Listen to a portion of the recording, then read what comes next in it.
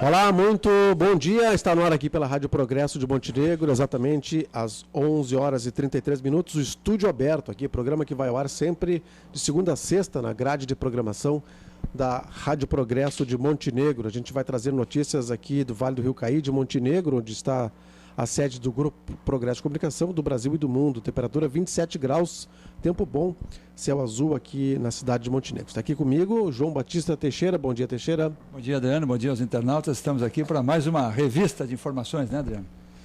É verdade. Olha só que espetáculo essa foto publicada aqui na matéria. Acompanha as aventuras de Paulo Renato Petri em sua viagem para o Uruguai, né? É uma foto de uma cachalote aqui lá no Uruguai, né? A gente só não tem certeza se é uma cachalote mesmo ou é uma obra feita na areia, né, Teixeira? Eu também fiquei em dúvida, Adriano. Eu vi essa matéria ontem à noite e o Paulinho parece que agora já começa a retornar, né? No blog dele publicou que está com saudade já de casa e depois desses dias aventurados, em que ele teve inclusive que interromper um pouco a pedalada dele por conta de chuva, ele finalmente chegou por lá e vai começar, já estava ontem no 13º dia, né? Já é um bocado demais, né, dando uma viagem solitária, né?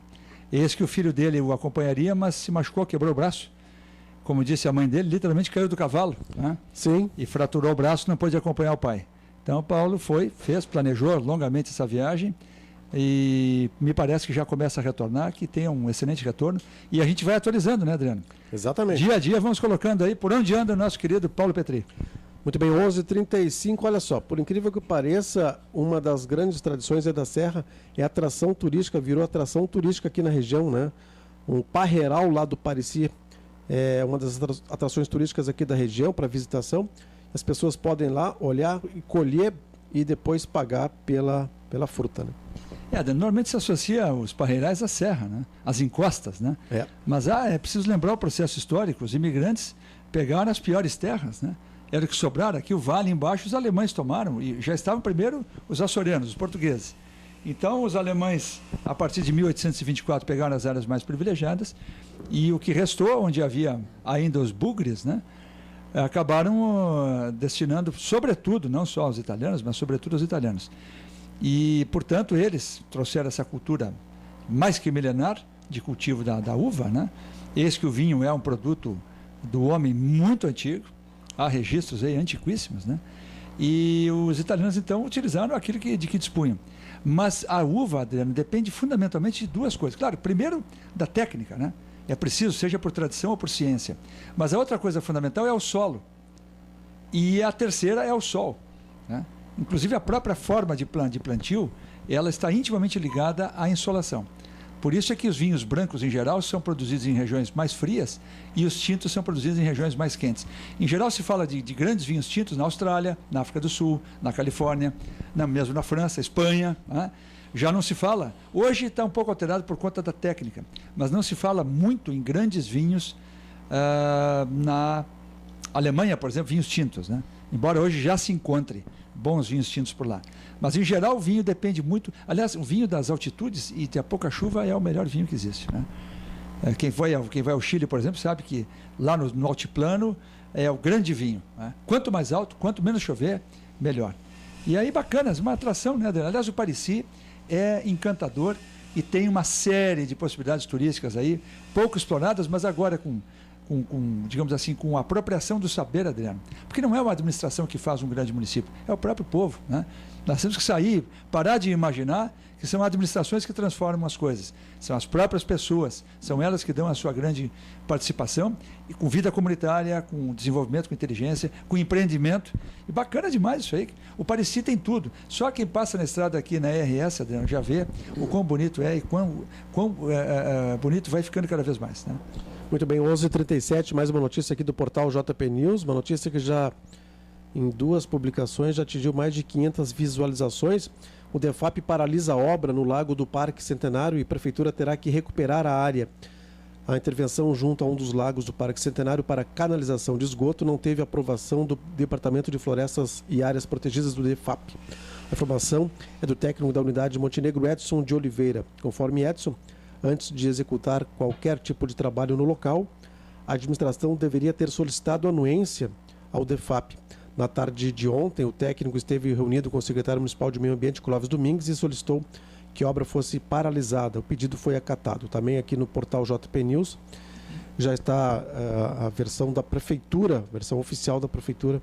Portanto, as duas matérias já atingiram 500 visualizações, Teixeira. Esse foi deu pano para manga ontem no Facebook, né, Adriano? Então, todo mundo escrevendo e palpitando. E as pessoas, nota-se, muitos simplesmente como provocadores, faz parte, né? E outros como defensores até do indefensável, né? É engraçado isso aí, uns tentando, digamos assim, denegrir o DEFAP, dizendo que era um órgão pouco efetivo e que só queria manchete. Isso, no nosso entender, não tem muita importância. Na realidade, o que nós fazemos aqui é reproduzir a notícia, né, Adriano? Isso foi colhido pela Clarice Almeida, nossa repórter. Foi ela quem obteve a informação diretamente do rapaz do DEFAP, e nós reproduzimos aquilo que ouvimos. Nós não aumentamos nem diminuímos, né? Portanto, gostemos ou não, esse é o fato. Seja como for, Adriano, me parece que essas pequenas falseadas, se for o caso, da prefeitura, podem ser evitadas, né? Se é necessário uma determinada documentação, a prefeitura então que cuide disso, porque senão é sempre motivo de contestação, até de chacota, né? O pessoal diz, mas não sai nada certo, não sai nada da primeira vez, sempre tem encrenca. Há como combater isso com planejamento, né? Se é preciso a documentação, faça, né? Cumpra-se, não adianta. A lei, gostemos nós ou não, as leis estão aí para serem cumpridas, né? As leis, as determinações, as regulamentações. Eu acho que está burocratizado demais, né? Acho até que, não tenho certeza. Há 30 anos atrás, evidentemente que ninguém ficaria dando bola para isso. Mas também há 30 anos atrás, muita coisa errada foi feita, né? Depenou-se muito moro, cortou-se muito mato, né? Portanto, nós estamos assim, naquela base, nem tanto ao mar, nem tanto à terra. Eu acho que nós estamos numa dessas extremidades de novo, né? Quem sabe em 10 anos a gente consiga um meio termo. Por hoje, é isto, é preciso cumprir, não tem jeito. Senão as obras são paralisadas ou contestadas, ou entra MP. Por exemplo, ontem também foi publicado que o Altenhofen, que é o biólogo, já estava buscando o MP exatamente para que a obra fosse paralisada, né? Então, se não fosse por um lado, seria pelo outro. Não adianta, é melhor fazer a coisa dentro do... Às vezes, Adriano, eu tive um amigo na vida que dizia sempre, eu acho que é um ditado muito bacana e eu nunca mais parei de usá-lo. Ele diz assim, devagar porque nós temos pressa. É interessante, né? Parece uma contradição, mas é devagar porque nós temos pressa, porque é melhor fazer devagar, planejar primeiro, como fazem os japoneses, e a execução rápida, né? O brasileiro, em geral, gosta muito de improvisar, gosta de sair fazendo. Não pode ser assim. Os japoneses e o mundo estão aí para nos ensinar. Planeja bem primeiro, depois executa. Muito bem, Teixeira, 11h41. Olha só, notícia aqui do portal JP News. A Secretaria Estadual de Turismo dá continuidade hoje, em São Sebastião do Caí, à série de 25 encontros nas regiões turísticas do Rio Grande do Sul para a elaboração dos planos estratégicos regionais de turismo, com a realização de oficinas de planejamento participativo e integrado com as comunidades locais. O evento está acontecendo neste momento lá na UX, né, em São Sebastião do Caí, e é sempre importante falar sobre turismo, né? Pois é, nós temos já tantas instituições aí que deveriam unificar, homogeneizar mais o Vale do Caí, a própria Anvarc, né? E o Comitê Caí é outro veículo condutor dessa unidade, dessa união de interesses. Muito bom que isso seja feito, porque a gente fala aqui na rota, na Transitros, né, Adriano? No Vale da Felicidade, coisa e tal, mas tem muito por fazer ainda, né? É preciso usar, e não é recurso, é simplesmente integração. Nós precisamos tomar consciência mais dessa vida comunitária e os municípios terem menos rivalidade entre si, rivalidade de prefeito, né? Você sabe que em geral, é um desfile de vaidades, né? Alguém tem uma ideia, ninguém dá apoio porque o sujeito vai se projetar. Isso é que tem que acabar, né? E Montenegro, nisso, bem ou mal, gostem ou não, Montenegro é o maior município do Vale do Caí e precisa cumprir esse papel de liderança. Aliás, não só no turismo, como em várias outras coisas, né? Temos muito a fazer ainda em Montenegro, Adriano, basta ver. Nós temos um cais aqui que é espetacular, o Porto das Laranjeiras, o Morro São João, tudo isso nunca foi suficientemente explorado. Está na hora, né? Coisas às vezes, mas tudo tem seu tempo também, né, Adriano? Como uma criança, ela caminha no tempo dela e ela fala no tempo dela. E tu sabes que uma criança não caminha no tempo da outra. E tampouco fala no tempo da outra. Cada um tem o seu tempo, né? Eu acho que quem sabe agora, chega o tempo, né? Esses dias, aliás, eu vi um cartão, o padre Hugo Bittenbender, que foi pároco aqui da paróquia de São João Batista por longos anos e muito amigo do meu pai, do meu irmão e do jornal Progresso. Ele escreveu um cartão dizendo que a onda, quando caía no chão, ela se erguia mais forte. Então talvez seja isso, talvez nós estejamos caindo para depois levantar mais forte, para nos impulsionarmos e termos, enfim, consciência de todo o tempo perdido, porque há muito tempo perdido, né? E o pessoal hoje em dia capta recurso, é recurso demais para todo lado, os prefeitos toda hora em Brasília, e a gente não vê, eu não consigo ver, não sei se eu estou míope, né? Mas eu não consigo ver onde vai tanto dinheiro aí. Aliás, um dia eu peguei a Transitros, eu decidi, vou almoçar em Salvador do Sul, era um domingo, sábado ou domingo. Rapaz do céu, comi uma poeira danada, né? Mas era uma propaganda só da Transitros, e eu pensei que era uma estrada assim, aquelas do interior da Alemanha, né? Mas é um poeirão só. Portanto, puxa vida, é muita propaganda, né? E pouca realização às vezes por dinheiro que já foi. Muito bem, 11h44, notícia que vem lá de Brasília, um relatório divulgado pela Controladoria Geral da União, a CGU, na tarde de ontem, apontou que mais de 4 mil servidores públicos federais foram expulsos de suas funções por irregularidades, sendo que a principal delas é a corrupção. De acordo com o estudo apresentado, entre 2003 e 2013, foram aplicadas 4.577 penas contra servidores, como demissão, destituição ou cassação de aposentadoria. Destes, 3.078 foram banidos por corrupção.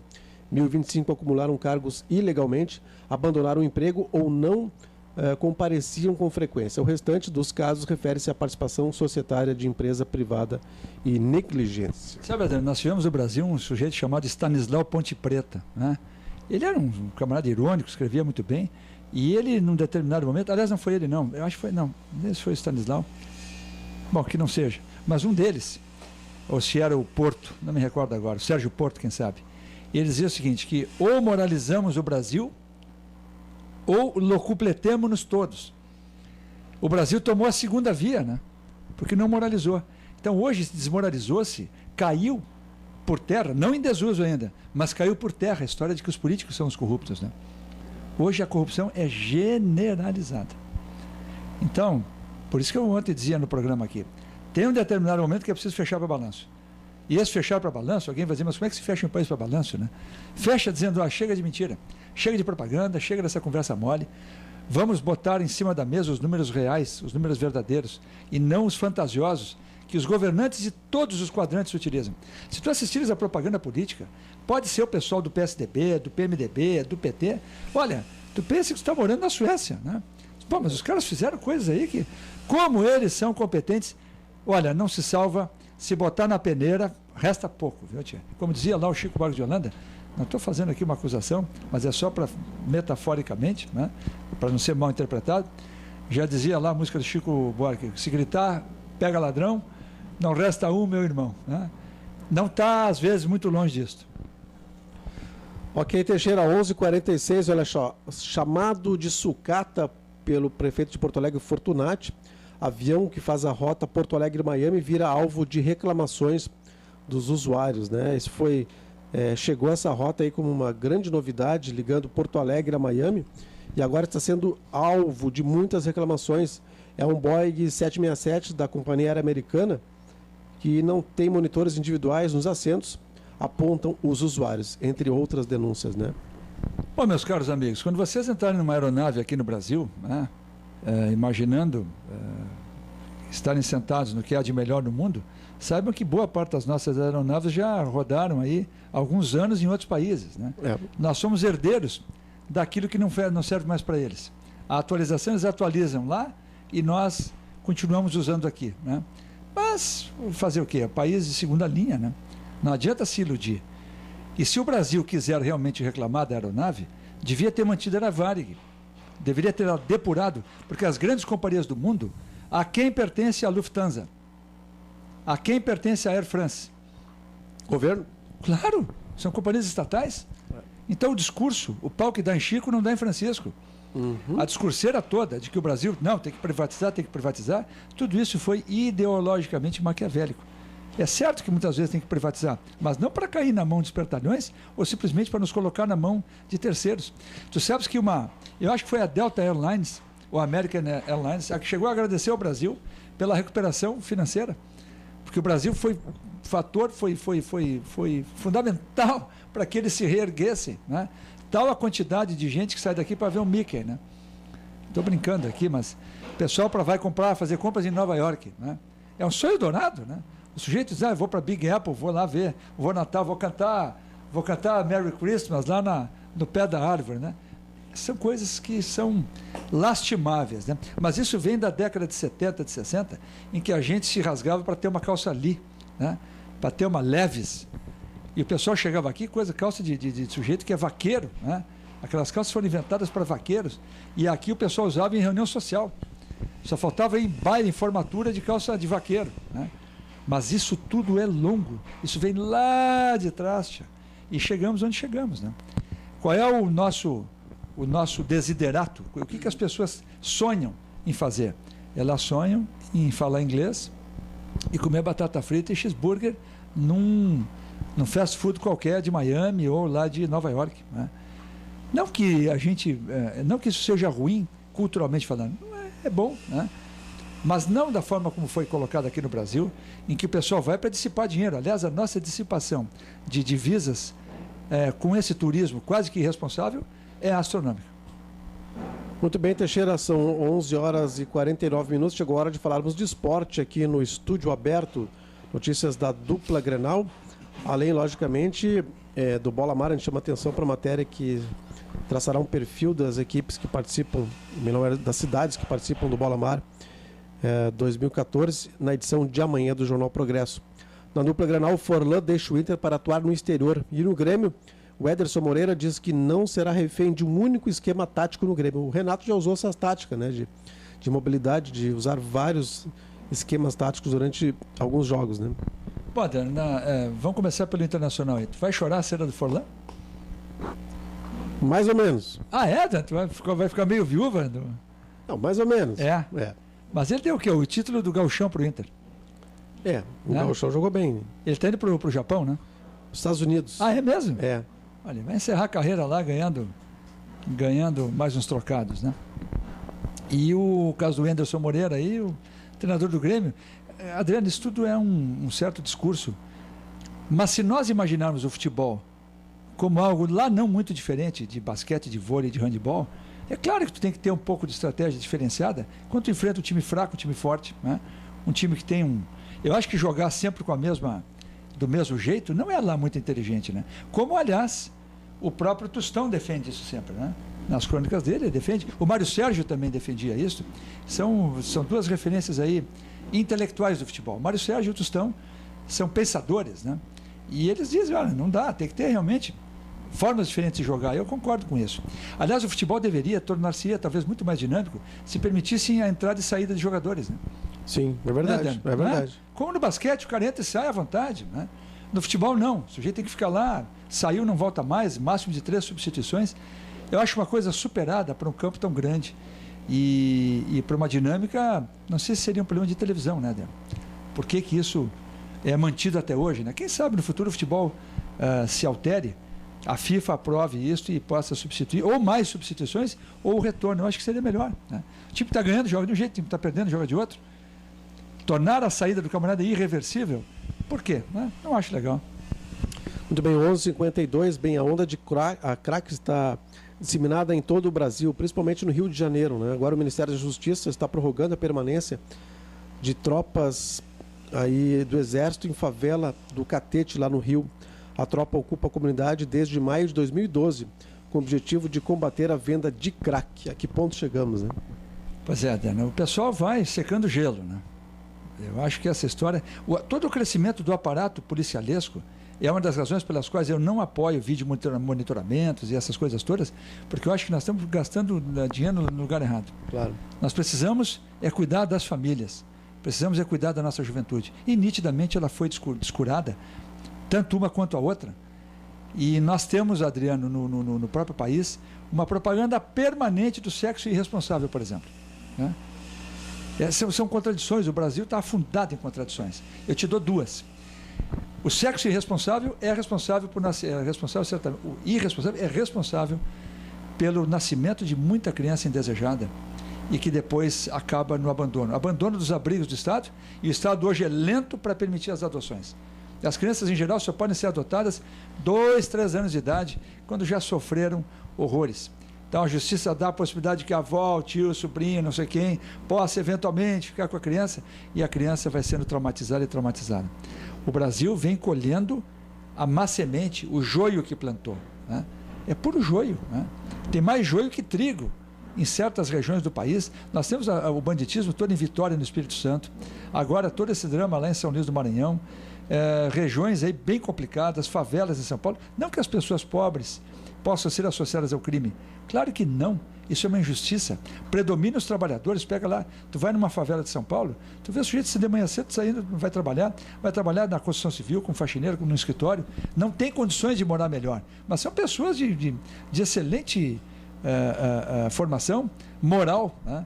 Mas evidentemente que a miséria ajuda, convida, atrapassa, né? A dificuldade convida, ainda mais quando o sujeito pensa que ele, cometendo 2 ou 3 crimes, ganha 3 salários mínimos uma noite, né? O que possa resultar de um furto, de um assassinato qualquer, ele diz, mas eu posso dormir o resto do tempo, mato alguém aqui, né? E depois vou comer e beber à vontade, até que me falte dinheiro de novo. Mas nós temos aí o péssimo exemplo, né, Adriano? Nós temos uma Rosiana Sarney dizendo lá que o Maranhão está com a criminalidade porque está rico. Nós temos que engolir essas barbaridades, né? Então, nós não temos... Aliás, um detalhe importante aqui, eu estou lendo a vida do Gandhi, autobiografia. É muito bonito o título da autobiografia dele, é estupendo, que ele diz, as minhas experiências com a verdade. O título já é fantástico, né? E ele diz o seguinte, eles fundaram uma fazenda na África do Sul, porque ele indiano, formou-se advogado na Inglaterra, e volta à Índia, mas ele vai trabalhar na África do Sul. Ele fica anos na África do Sul, e só depois ele vai para a Índia e torna-se o líder aqui. Mas já na África do Sul ele tinha um papel de liderança. E ele funda uma fazenda, ele ficou muito impressionado com um livro escrito pelo Tolstói, chama-se O Reino do Céu Está em Vós. Ele se impressiona muito com esse livro e acaba criando na África do Sul uma fazenda chamada Fazenda Tolstói. E ele diz que nessa fazenda, uma das coisas que se impunha era o seguinte, ninguém pedia, havia uma escola, então era proibido pedir aos alunos o que os professores mesmos não fizessem. Qual é o significado disso? É o exemplo. Nós temos toda essa dissolução moral, porque nós temos uma dissolução moral também na nossa direção, na nossa governança. O pessoal não dá o exemplo, né? Agora, quem é que vem primeiro? É o ovo ou a galinha? Quer dizer, nós colocamos os governantes corruptos, ou os governantes ficaram corruptos porque o povo foi e assim vai? Essa pergunta dá em nada, né? Isso me lembra aquela propaganda do biscoito, né? Vende mais porque é fresquinho porque vende mais. Não muda, não importa, né? Na verdade, nós estamos, por isso que eu falo, vamos fechar para balanço. Porque essa questão do crack é complicada, viu? É complicada. Agora, só busca a droga em geral, só busca a droga quem não tem sentido de vida. O sujeito que tem sentido de vida, sabe o que deseja fazer dela, tem ambições, tem planos, como dizia o próprio Gandhi, pegando o gancho, ele falava que muitas ideias estavam no ventre do futuro. Olha que expressão bonita, o ventre do futuro. O jovem que tem coisas no ventre do futuro, ele não vai partir para a droga. Se ele tiver por onde, se ele souber o que ele quer, se ele tiver prazer de viver, se ele gostar de viver, ele não vai por aí. Muito bem, Teixeira, a gente já falou aqui em outras oportunidades, né? A grande onda de remake de filmes, agora falando de cultura, e agora surge um novo remake, né, de um grande sucesso dos anos 50, que é o Frankenstein, só com uma versão moderna, é o Frankenstein aqui em alto estilo, é o que vai estar nas telonas agora a partir de janeiro. Os remakes são interessantes porque, na realidade, há grandes peças, as peças do teatro grego, por exemplo, é reencenada até hoje, né? Você pegas aí peças como Édipo Rei e outros tantos de gente... E tu sabe que na Grécia Antiga havia concursos, né? Sabia disso? Aquele pessoal fazia concursos. Então, os premiados estão entre os grandes aí que a gente conhece hoje, né? O remake é mais ou menos isso, só que na indústria cinematográfica. E eu acho bacana, né? Muito embora também isso denuncie um pouquinho da carência que temos hoje de grandes temas, né? Há uma pressa, tu nota que a indústria cinematográfica está muito apressada. Ela tem uma agenda a cumprir, X filmes para serem rodados por estúdio, e acabam sendo, às vezes, histórias assim com um roteiro ruim, né? Eu acho muito... Às vezes tem umas histórias que o pessoal arremata muito mal, né? Às vezes começa a arma bem, fica bem armado o início, a coisa, e depois se esboroa num baboseirol que decepciona, né? Não são todos os diretores que têm a técnica e a competência de deixar o filme redondo do início ao fim, né? Alguns começam muito arrastado que perdem o interesse logo no início, né? E outros começam de forma brilhante, né? Como, aliás, muitas novelas aqui no Brasil, né? Começam, às vezes, aqueles capítulos iniciais, o pessoal faz aí coisas de cinematográficas, né? E depois a coisa cai. Por quê? Cai porque por conta aí dos interesses comerciais, aí começa a entrar merchandising, né? Tu não nota nas novelas, tu vê, tem uma aí, não vou citar o nome, mas tem uma que só aparece marca de um automóvel sempre da mesma fábrica, né? Não vou fazer propaganda gratuita aqui, né? Mas é sempre o mesmo.